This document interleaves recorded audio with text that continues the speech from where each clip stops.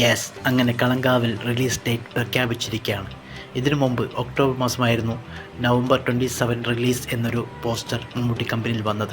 അതിനുശേഷം എല്ലാവരും വെയിറ്റിംഗ് ആയിരുന്നു. ശരിക്കും ആ ഒരു ഡേറ്റ് വന്നതിന് ശേഷമാണ് ഈ പടത്തിന് വീണ്ടും ഒരു ഹൈപ്പ് കൂടിയത്.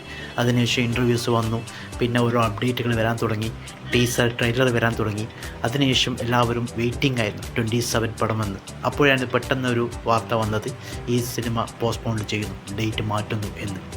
വീണ്ടും ആൾക്കാർക്ക് ഒരു ആകാംക്ഷ മതി, എപ്പോഴാണ് മാറ്റുന്നത്. അതൊരു ഹ്യൂമർ ഉണ്ടായിരുന്നു, അതൊരു ജനുവരിയിലേക്ക് മാറി അല്ലെങ്കിൽ ഫെബ്രുവരിയിലേക്കാകും പോവാൻ എന്നൊക്കെ ഒരു ഹ്യൂമർ ഉണ്ടായിരുന്നു.